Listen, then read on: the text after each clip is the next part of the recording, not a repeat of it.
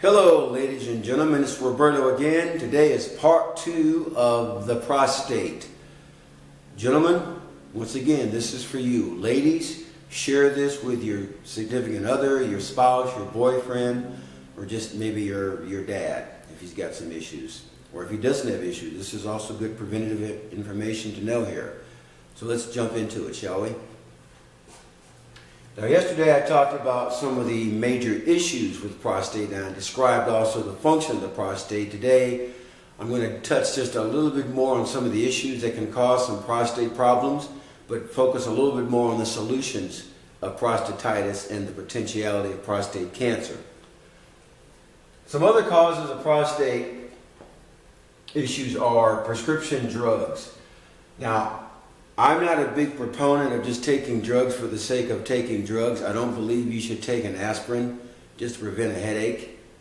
So there are other stressors in life that I like to address that are more natural ways of healing the body that are more important than drugs, but I could do a whole lecture on that, which I won't. But there are certain prescription drugs out there that stresses the body. Thus puts more stress on the prostate, along with other organs and tissues of the body. So just be very, very aware of what you're putting in your body relative to medications. Nervous system disorders. Now, nervous system disorders, that could be resolved by exercise, by avoiding certain infections of the body. Once again, stressors. More about that in the future. But strengthen the nervous system, in other words. You can do that really through a lot of exercise and good eating plans. Another issue, another problem that could cause prostate issues is weakened immune system. Number 3 here. You've got to get that immune system stronger. Once again, stress related, exercise, sleep, activity. You've got to get your immune system stronger, putting the right kind of foods in your system. Direct trauma to the prostate. Now, that could be from a car accident or falling out of a tree or falling off a ladder. Maybe you had an old injury in sports or something like that. Maybe an old football injury, got hit in the side with a baseball or something, or down in the pelvic area. So that could be from direct trauma. Pelvic trauma. Now, pelvic bones are your hip bones. Maybe your hips are out of alignment. Maybe your back is out of alignment. Go see a good chiropractor and do some strengthening and stretching exercises. When your pelvic gets out of alignment, it will affect your prostate long term if it stays out of alignment chronically. Dehydration. Not enough water. You're not drinking enough water. Guys, I'm here to tell you, things like Powerade and Gatorade, those products are not water. I can't tell you how many times I've had people come in here drinking Gatorade, especially young kids, and they think that's a substitute for water. It is not. The body is made of water, about 75%, not Gatorade or Powerade or Rockstar. There's certain stress going on in your body, some stressors. That can lead to some big-time prostate issues, which really are a combination of all these up here. All these are really stressing the body out. Now let's talk about solutions. Studies have indicated, and I'll send you some resources on this, some references. Men who take vitamin D3 are 7 times less likely to die of prostate cancer. I'll repeat that. Men who take vitamin D3 on a consistent basis, I might add in there, are 7 times less likely to die of prostate cancer. That's pretty big. Okay, vitamin K, should be a K in there. There we go. Vitamin K will reduce cancer potentiality by 35%. That's huge. Vitamin K, in addition to vitamin D. Those two actually kind of work together. Strengthen the pelvic floor. Now, there's certain exercises you can do to strengthen the pelvic floor, such as deadlifts, squats, lunges, some stability ball work, Swiss ball work. That's where I come in as a trainer. If you want to set up a time to meet with me, I can show you some different things. I give a 30-minute free consultation. I can also do it virtually with the internet. But there are certain specific good, really good pelvic floor exercises that you can do. Exercise. Just exercise. Get out there and go to the gym, work out 2, 3, 4 times a week if you have to. Don't spend too much time doing it, because once again, if you overtrain, it jumps back over to stressing the body out.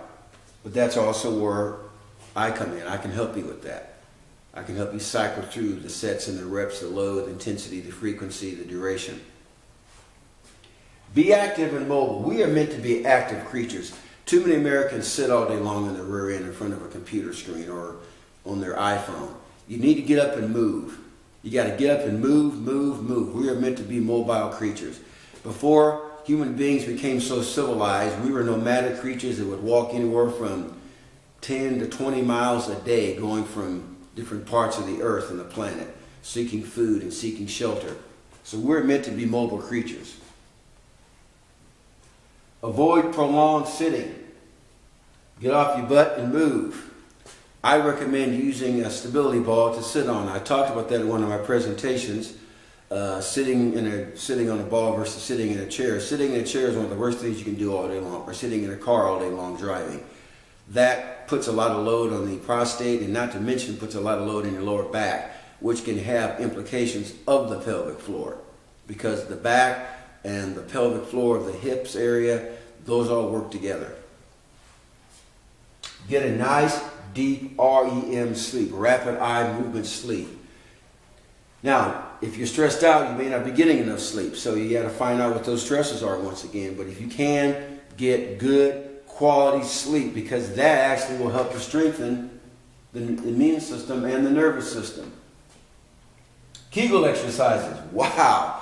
Kegel for guys, right? Ladies, you know what Kegel exercises are. Gentlemen, there's ways you can do this to strengthen the prostate. A few seconds a day here and there. Contact me for more details on that. I don't want to go into a lot of sets and reps on that right now. Improve your bowel movements. You got to have a good poop every day, gentlemen.